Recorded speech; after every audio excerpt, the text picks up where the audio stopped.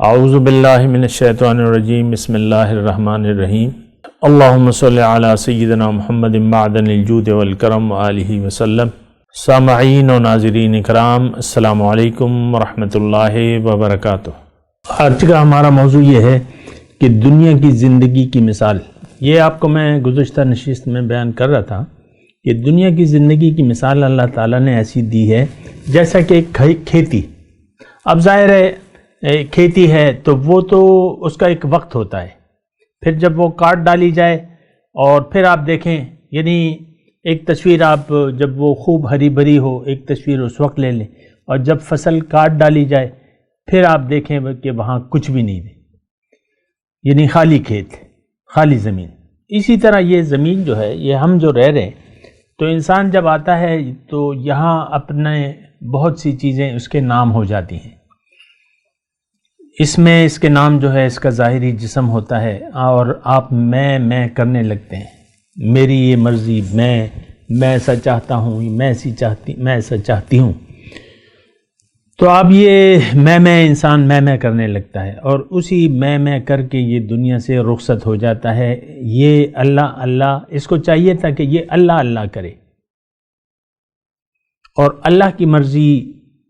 کو پورا کرے۔ اللہ نے اسے جس مقصد کے لیے بنایا ہے، جس مقصد کے لیے پیدا کیا ہے، اس مقصد کی طرف اپنا رخ کر لے، اسی کے لیے زندگی گزارے۔ لیکن یہ میں کرتے ہوئے جو ہے زندگی گزار دیتا ہے، متکبر بن جاتا ہے۔ متکبر کا مطلب یہ ہے کہ یہ اپنے آپ کو بڑا سمجھ کے اللہ کی بات سننے کے لیے تیار نہیں ہوتا۔ یہ میں مسلمانوں کی بات کر رہا ہوں، آپ کی بات کر رہا ہوں، اس معاشرے کی بات کر رہا ہوں کہ یہ میں کرتے ہوئے زندگی گزار دیتا ہے، اللہ کی سننے کے لیے یہ تیاری نہیں ہوتا۔ آپ دیکھ لیں قرآن پاک سے ہم نے جس طریقے سے اپنا رخ پھیر لیا ہے۔ قرآن کیا ہے؟ یہ اللہ کی باتیں ہیں جو ہم سے اللہ تعالیٰ فرما رہے ہیں، لیکن ہم اللہ کی بات کو سننے کے لیے تیار نہیں ہیں، اللہ کی بات پہ کان دھرنے کے لیے تیار نہیں ہیں۔ یہ کتاب جو ہے یہ تلاوت کے لیے اللہ تعالیٰ نے نہیں بھجوائی ہے کہ آپ اس کو تلاوت کر کے یا اس کا ناظرہ سیکھ کے بس کتاب بند کر کے رکھ دیں اور بھول جائیں۔ نہیں، یہ ایک پروگرام ہے، آپ کو ایک طریقہ کار بتاتا ہے، آپ کو زندگی کا مقصد بتاتا ہے، آپ کو زندگی کا ایک راستہ بتاتا ہے۔ سورہ یونسی کا میں تذکرہ کر رہا تھا کہ واللہ یدعو الی دار السلام، اللہ تعالیٰ تمہیں سلامتی کے گھر کی طرف بلا رہا ہے۔ دنیا میں اے انسان، میں نے اگر تمہیں بھجوایا ہے تو میرا مقصد یہ ہے کہ تم سیدھے راستے پہ چل کے سلامتی کے گھر تک پہنچ جاؤ۔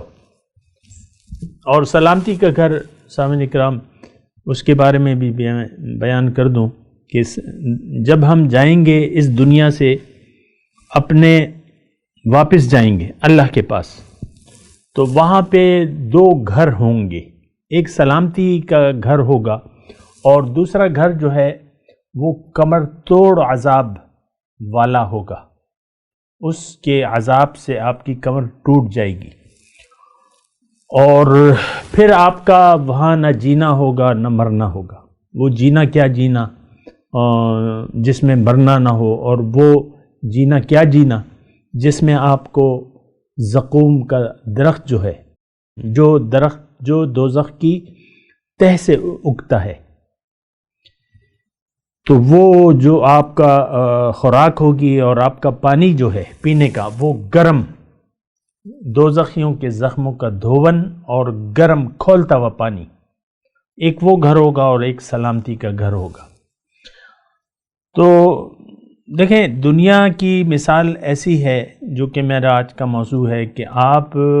اس میں یہ مثال کے طور پہ عرض کر رہا ہوں کہ ایک کارخانہ ہے، اس میں کوئی کارآمد اشیاء بنتی ہیں، یا آپ اس کارخانے سے بہت سی کارآمد چیزیں بنا سکتے ہیں، لیکن اس کارخانے میں آ کے یعنی آپ آ جاتے ہیں، وہاں رہائش کے لیے بھی کمرے موجود ہیں، ایک کارخانہ جس میں بہت اعلیٰ قسم کی پروڈکٹس تیار ہو سکتی ہیں، تو وہ آپ کے حوالے کر دیا جاتا ہے۔ مثال کے طور پہ عرض کرو، آپ جاتے ہیں، اس کو آپ کارخانے پہ تو آپ توجہ نہیں دیتے، لیکن وہاں کی جو رہائشی مکان ہے اس کارخانے میں تو اس پہ آپ توجہ دیتے ہیں، اور وہاں کچھ کھیل کے میدان بھی ہیں، یعنی کھیل کے میدان مطلب بچوں کے لیے باغیچہ یا باغیچہ وغیرہ بھی ہے، آپ کی ساری توجہ وہاں کی رہائش پر چلی جاتی ہے، اسی رہائش کی آپ رینوویشن کرنے لگتے ہیں، اپنے گھر کو اچھا بنانے کی کوشش کرنے لگتے ہیں، اس میں رینوویشن کرتے ہیں، یہ کرتے ہیں، وہ کرتے ہیں، ساری توجہ آپ کی یعنی صرف وہاں کی رہائش کے حصے کی ہوتی ہے، جو پروڈکٹ وہاں تیار ہوتی ہے اس سے آپ غافل ہیں۔ تو یہ مثال ہے دنیا کی زندگی میں کہ یہاں تو انسان آیا ہے کہ یہاں جنت کا سودا کرے، جنت کو خرید لے۔ جنت خریدنے کے لیے اللہ تعالیٰ نے ہمیں دنیا میں بھجوایا ہے، یہ قرآن کا مضمون ہے، ان اللہ اشتری من المؤمنین انفسهم واموالهم بان لهم الجنہ، اللہ تعالیٰ نے مومنوں سے ان کی مال و جان کا سودا کر لیا ہے، عوض میں ان کو جنت دی ہے۔ تو یہاں جنت کا سودا ہوتا ہے، اور اللہ تعالیٰ ہمیں جو کہ آیت میں نے آپ کو پڑھ کے سنائی، واللہ یدعو الی دار السلام، اللہ تعالیٰ ہمیں دار السلام کی طرف بلا رہا ہے اور صراط مستقیم کی طرف ہمیں ہدایت دیتا ہے، لیکن ہم نے دنیا ہی میں رہائش کو، آپ دیکھ لیں نا، اپنے تصورات کو دیکھ لیں، اپنی سوچوں اور فکروں کو دیکھ لیں، آپ کی ساری توجہ جو ہے یہ ہے کہ دنیا کے زندگی آرام سے گزر جائے، گھر آرام دہ بناتے ہیں، ایک ایک کمرے کو آپ سجاتے ہیں، باتھ روموں کو آپ سجاتے ہیں، جس کے پاس پیسے ہوتے ہیں وہ پرواہ نہیں کرتے،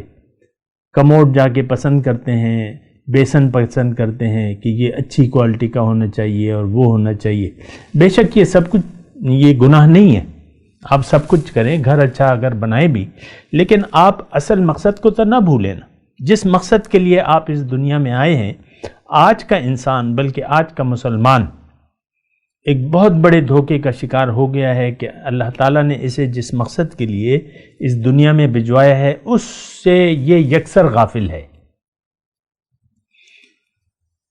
اور اس نے صرف دنیا میں رہائش کو، اپنی رہائش اچھی کرنے، اپنے مال و دولت کو بڑھانے تک ساری توجہ مرکوز کر لی ہے۔ پیسے نہیں ہیں، کاروبار ایسا دیکھو جس سے بہت سے پیسے ہوں، اور یہ خرچے کیسے چلیں گے، ساری توجہ اس کی ظاہر کی طرف ہوگی۔ پھر جب اس کے پاس ہوتے ہیں، پھر اپنے یہ بچوں کے متعلق سوچتا ہے کہ میں بچوں کو اپنی جگہ پہنچاؤں گا، جب بچے کے بچے ہو جاتے ہیں پھر ان کے متعلق سوچتا ہے کہ میرے یہ نواسے ہیں، نواسیاں ہیں، ان کے متعلق سوچنے لگتا ہے، ان سے کہتا ہے کہ بھئی اپنے بچوں کو کہ ان کو پڑھاؤ، ان کے مستقبل کا خیال رکھو۔ تو دیکھیں ایک بہت بڑا دھوکہ جو ہمیں لگ گیا ہے، اور یہ ظاہر کا دھوکہ ہے۔ انسان ساری فکر، ساری توجہ آج مسلمان کی ظاہر کی طرف ہے، باطن سے یہ غافل ہے، بالکل غافل ہے، ایک رتی برابر اس کو سوچ نہیں ہے اپنی آخرت کا کہ مرنے کے بعد میرا مقام کون سا ہوگا۔ یہ تو یعنی ایسی بات ہے کہ ابھی آپ سوچ لیں، میں آپ کو کہہ رہا ہوں، کیا آپ کو کوئی پرواہ ہے کہ بھئی جب روز قیامت ہوگی تو آپ کو کون سا گھر ملے گا؟ اس کی ہمیں کوئی فکر نہیں ہے۔ وہاں یہ بات نوٹ کر لیں کہ وہاں صرف دو ہی گھر ہیں، ایک سلامتی کا گھر ہے اور ایک کمر توڑ عذاب آپ کو وہاں ملے گا، اور وہ ناقابل بیان حد تک، ناقابل یقین حد تک وہ عذاب اتنا زیادہ ہوگا کہ اس وقت آپ اس کا تصور بھی نہیں کر سکتے، اور وہ ہمیشہ کے لیے ہوگا، یہ بات بھی نہیں ہے۔ وہ چند کچھ عرصے کے لیے ہوگا، لیکن وہ مومن گناہگاروں کے لیے ہوگا۔ ہمارا تو ایمان ہی نہیں ہے، نہ ہمارا ایمان باللہ ہے، نہ ہمارا ایمان بالآخرت ہے، نہ ہم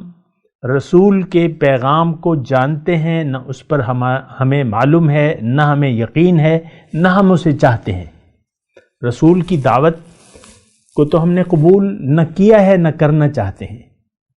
آخرت پر ہمارا یقین نہیں ہے، نہ کرنا چاہتے ہیں۔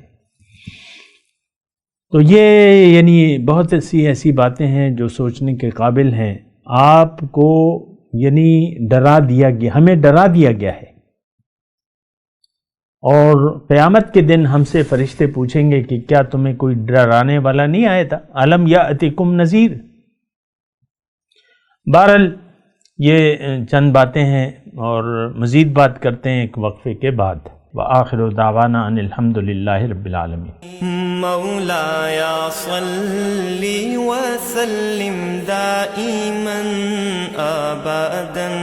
على حبيبك خير الخلق كلهم